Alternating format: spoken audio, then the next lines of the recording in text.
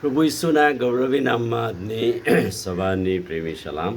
મિત્રો, પ્રેરિતોના કૃત્યોના બીજા અધ્યાયના 1-4 વચનોનું મનન હવે આપણે કરીશું. 50માના દિવસની વાત. પ્રેરિતોના કૃત્યો તેનો બીજો અધ્યાય 1-4 વચનો. પ્રભુની આજ્ઞા અનુસાર શિષ્યોને કહેવામાં આવ્યું કે તમે યરૂશાલેમથી જતા નહીં, પણ થોડો સમય વાટ જોજો, રાહ જોજો. પ્રેરિતોના કૃત્યો 1 અધ્યાય અને 4થા વચનમાં પ્રભુની આજ્ઞા હતી કે યરૂશાલેમ જતા ના, પણ વાટ જોતા રહેજો. થોડા દિવસ પછી પવિત્ર આત્મા તમારા પર આવશે. થોડા દિવસ એટલે કેટલા દિવસ? 40 દિવસ તેઓ પ્રભુની સાથે રહ્યા અને હવે પ્રભુનું સ્વર્ગારોહણ થઈ ગયું. ત્યારે 10 દિવસ એટલે કે 50માના દિવસે પ્રભુ ઉતરી આવે અને એ વાત અહીંયા લખવામાં આવેલી છે. થોડા દિવસ પવિત્ર આત્માની રાહ જોજો.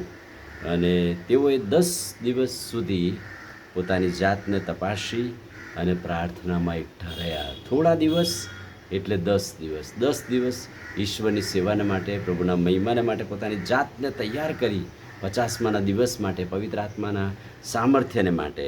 અને તમે જુઓ 50માના દિવસે બીજો અધ્યાય 50માનો દિવસ આવે તો તેઓ સર્વ એક સ્થળે એકઠા થયા હતા. એક સ્થળે એકતામાં 10 દિવસ સુધી એકતામાં રહીને, સંપમાં રહીને 50માના દિવસે પવિત્ર આત્માની રાહ જોતા તેઓ એકઠા મળ્યા. પણ 10 દિવસ પવિત્ર આત્માના સામર્થ્યમાં તેઓનું નવીનીકરણ થયું. તેઓ વધુ પવિત્ર આત્માના સામર્થ્યમાં દ્રઢ ને મજબૂત થયા. ત્યારે કે તે ઘરમાં તેઓ બેઠા હતા તે હાલ્યું અને પવિત્ર આત્માથી ભરાઈ ગયું. આંધી અને તોફાન ને ઘૂઘવાટા જેવો અવાજ આવ્યો ને સર્વ પર અગ્નિ જેવી જીભો ઉતરી આવી અને અન્ય ભાષાઓ બોલવા લાગ્યા. થોડો સમય વાટ જોજો. થોડો સમય વાટ જોવામાં પવિત્ર આત્માનું સામર્થ્ય એમની પર આવ્યું. હજક્યલનું પુસ્તક 37:5-6. પ્રભુ યહોવા હાડકા ઉપર શ્વાસ ફૂંકે છે એટલે તેઓ જીવતા થાય છે. એટલે કે પવિત્ર આત્માના સામર્થ્યનો શ્વાસ અહીંયા ફૂંકવામાં આવ્યો. પવિત્ર આત્મા ઉતરી આવ્યો અને પવિત્ર આત્માના શ્વાસ અને પવનથી, જેમ હજકીએલ કહે છે કે હાડકા ઉપર શ્વાસ ફૂંક્યો અને તેઓ જીવતા થયા. હવે શિષ્યો 120 જણ પવિત્ર આત્માના સામર્થ્યમાં હવે નવીનીકરણ થયું, જીવતા થયા. તેઓની ઉપર પ્રભુનો શ્વાસ જાણે કે ફૂંકવામાં આવ્યો. યોહાનની સુવાર્તા 20મો અધ્યાય અને 22મું વચન. પ્રભુએ તેમના પર શ્વાસ ફૂંક્યો અને તેઓ પવિત્ર આત્માના સામર્થ્યમાં આવ્યા. તેઓ પર પ્રભુએ શ્વાસ ફૂંક્યો એટલે પ્રભુનો શ્વાસ એ પવિત્ર આત્માના સામર્થ્ય. પવિત્ર આત્માને અગ્નિ સાથે સરખાવવામાં આવેલું છે. અગ્નિ ઉતરી આવ્યો. નિર્ગમનનું પુસ્તક 3જો અધ્યાય 2 અને 4.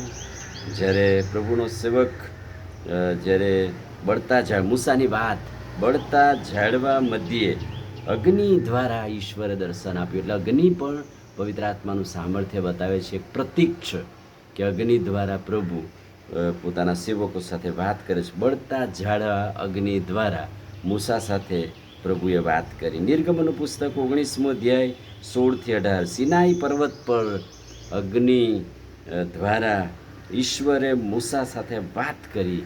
ગર્જના વીજળી દ્વારા પ્રભુએ એની સાથે વાત કરીને. હેબ્રીઓનો પત્ર 12મો અધ્યાય અને 29મું વચન. આપણો દેવ ભસ્મ કરનાર અગ્નિ છે. 50માના દિવસે પવિત્ર આત્માનું સામર્થ્ય ઉતરી આવ્યું. ત્યારે કહે છે કે અગ્નિ, શ્વાસ, પવન એ પવિત્ર આત્માના સામર્થ્યની નિશાની બતાવે છે. અને આ દિવસોમાં એ શિષ્યો પર ઉતરી આવે અને પવિત્ર આત્માના સામર્થ્યમાં મંડળી દ્રઢ અને મજબૂત બની. આમીન. પ્રાર્થના કરીએ. ભલા પ્રભુ, આજે સવારે તમારા ખાતરીદાયક અદ્ભુત વચનને માટે આભાર. વચનના પ્રકાશમાં અમને દોરો, આજનું સામર્થ્ય આપો. પ્રભુ ઈસુના નામમાં માગીએ છીએ, સાંભળોને માન્ય કરો. આમીન. God bless you.